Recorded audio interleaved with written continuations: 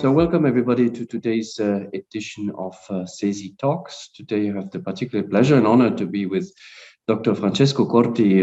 He's Associate Research Fellow at the Center of European Policy Studies and Adjunct Professor at the University of Milan. By the way, also advisor to the European Court of Auditors, on the Recovery and Resilience Facility, the instrument which has been put in place at EU level in order to cope with the consequences of the COVID-19 pandemic.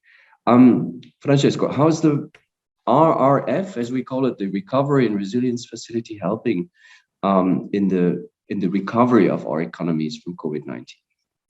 Well, first of all, good afternoon, everyone, and many thanks for this invitation. I have to say that the Recovery and Resilience Facility has been a game changer from a broader perspective in the history of European economic governance, and not only because we have finally shifted to a more solidaristic and common response to a symmetric shock like it was in the consequences of the COVID-19, but also because in this attempt to construct a temporary fiscal capacity at the EU level to support the worst off and the pandemic, we stressed not only the necessity to adjust and to recover, but to build a common strategy for growth in the long term. And this is why in the Recovery and Resilience Facility, we find various elements that are linked not only to the green and digital transition, but also to the social transition, if you want to call it, to make our welfare state more resilient. And I think this is one of the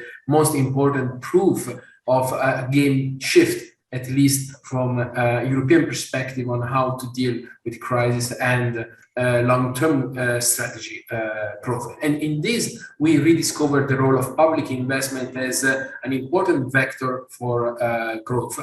And at the same time of structural reforms that has always been blamed for being, to a certain extent, imposed by the EU to member states in a sort of hierarchical way. For the first time, we discovered the synergy between structural reforms to improve the resilience of our economies and our welfare system together with public investment. So these are the two lenses, reforms and investment, from which we can assess what is the role of the RRF in boosting and accelerating the post-pandemic recovery. With a caveat in mind, which I think is unfortunately necessary, that is the Ukrainian war and increasing inflation that started already in December last year. It was meant to be temporary, but is actually not the case and is actually affecting significantly the recovery path of many member states, together obviously with the war, and the two things are obviously intertwined. So when we look at the investment and the reforms, then how can we assess the post-pandemic recovery? Very briefly, I would say that we have to calibrate our expectation based on the member states that we are assessing. Some member states that will not benefit of Next Generation EU, and let's think about Germany, the Netherlands, and Austria, and other member states that will significantly benefit of Next Generation EU, and in particular the Recovery and Resilience Facility. Let's think about the fact that countries like Portugal, Croatia, and Greece, they will have to double their public investment over the next years, 5 years, because of Next Generation EU.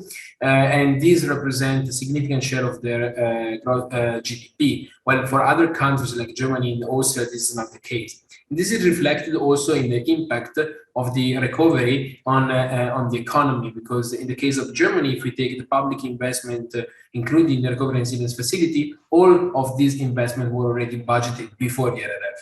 So we can just say that there is no economic impact in Germany of the RRF, and the same in Austria as well in other countries like the Netherlands.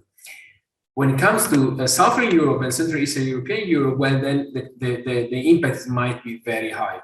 And this is what we see. We have now 1 year, and this is why the summer days is going to be a very important moment, because we are going to be 1 year after the implementation. So with the second disbursement procedure already ongoing, and what we can see already is that member states in the South and Central Eastern Europe have used this money to boost public investment that was otherwise not possible because of fiscal constraints. And this is the key aspect that is of great importance to stress. The other aspect is obviously important, the coherence with the reforms. And in this respect, what we see in our study at CEPS is that there has been a boost and a push for implementation of structural reforms in a positive way that touch not only the specific sectorial aspect of the green and the digital transition, but they do touch on core structural issues such as the efficiency of the public administration. And we have learned today how important it is to have an efficient public administration, to observe an increasing envelope of public investment coming from the EU, but also to accelerate and to attract private investment from other countries. And this is absolutely, as well as the justice reforms. So what we see is that member states are actually using this opportunity to accelerate on structural reforms that were otherwise not possible.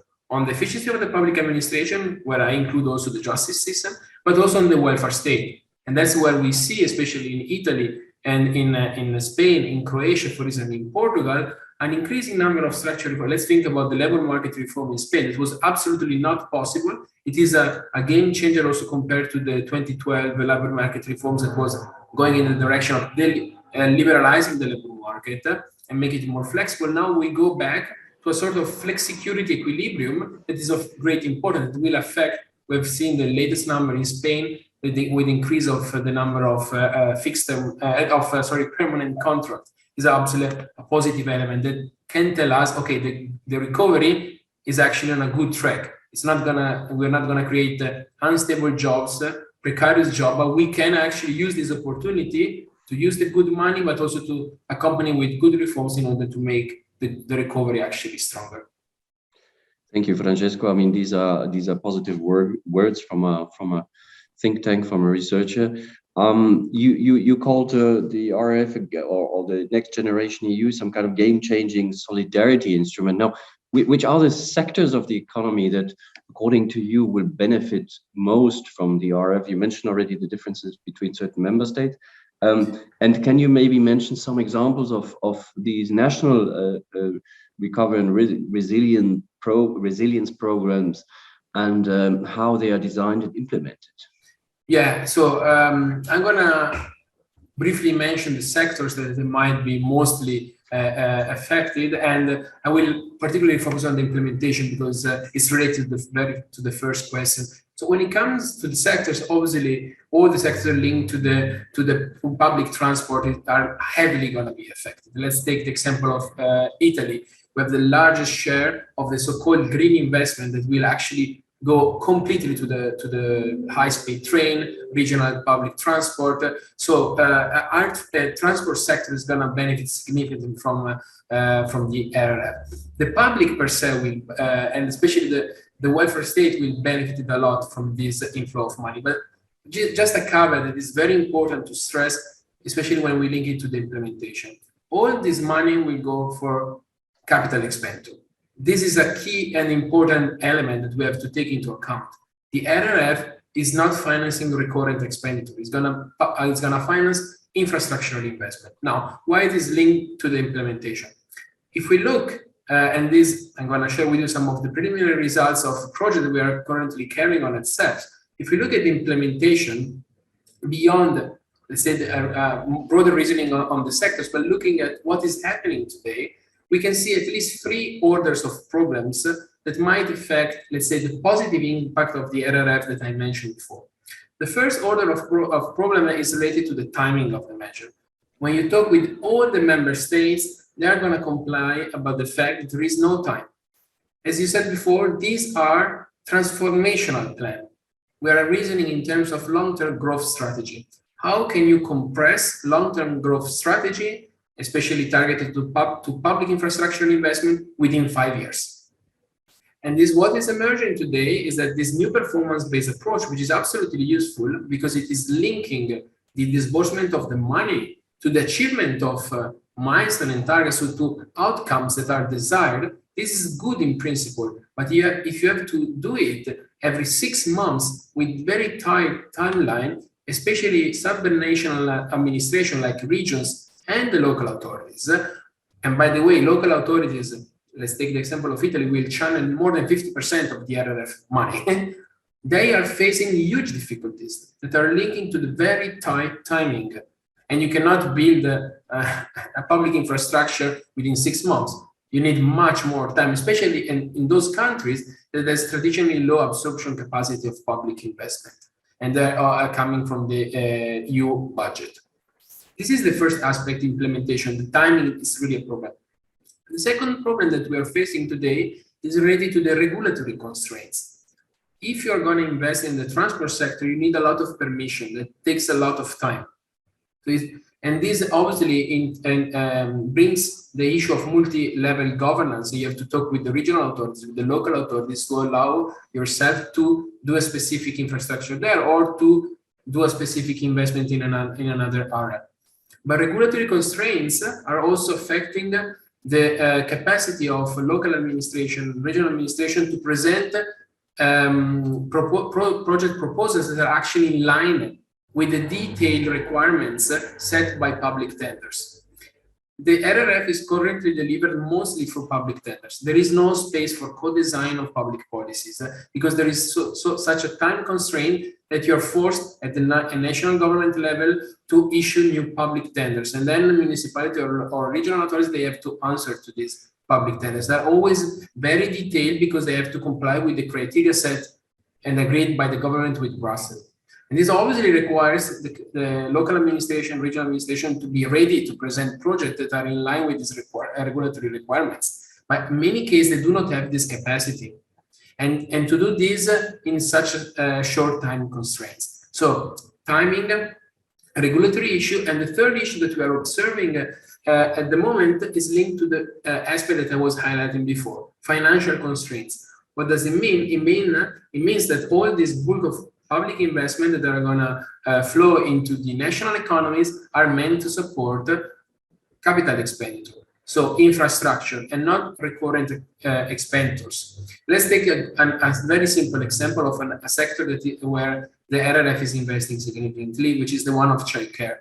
Childcare is obviously key for various aspects, not only for the growth and cognitive development of the child, but also for female employment and to support the families in their care responsibilities. So it's absolutely strategic and good that in all the recovery plans, we have a significant part of the investments, included in Germany, for instance, that is going to go for this specific sector. Where is the problem? The problem is that usually childcare facilities are run by municipalities. And municipalities are usually, especially in Southern Europe, and are usually running out of money because of the stability pact that they have to respect at the local level, not the stability and growth pact at the EU level, which means that they do not have usually the money to pay for the maintenance of the specific service and for the pay of the teachers' salaries or the educator salary, etc. So we have a very good investment in terms of the purpose and the desired outcome that we might expect to have a very good impact on the economy by increasing female employment and also increasing the skills and cognitive capacity of children. But we have these huge constraints. What is happening today is many municipalities, and take the example of Italy, but also in Spain, we observe the same phenomenon. They're reluctant to apply for the EU money because they think first that the regulatory process for application is quite tough. But in this case, what we observe is that they might, ask for support from some technical expertise provided by the government. But even in that case, they fear that in 2026, they will not have the money to pay for the maintenance of and the running of this infrastructure. So if we take together financial constraints with timing constraints, with regulatory constraints, this is where I see the highest risk in the implementation of the Recovery and Resilience Facility, which might negatively affect, together obviously with other macro factors like the war and inflation, this might concretely affect the positive expected outcomes that we discussed before. But let's say, despite all these constraints, or the three types of constraints you were mentioning, do you think that, we are in a period of, as it seems, recovery? We should be in a period of recovery after COVID-19 and in a period of transitions. As you mentioned already earlier, do you think that the RRF or the Next Generation EU, to take the umbrella, can help you mentioned already some cases can help or contributes to how could I say, to enforce or to accelerate transitions in Europe? Maybe as a general comment. Yes, I would say absolutely yes. It is important when we assess any public policy at the EU level, at the national level, that we highlight the expected outcomes, expected impact and results.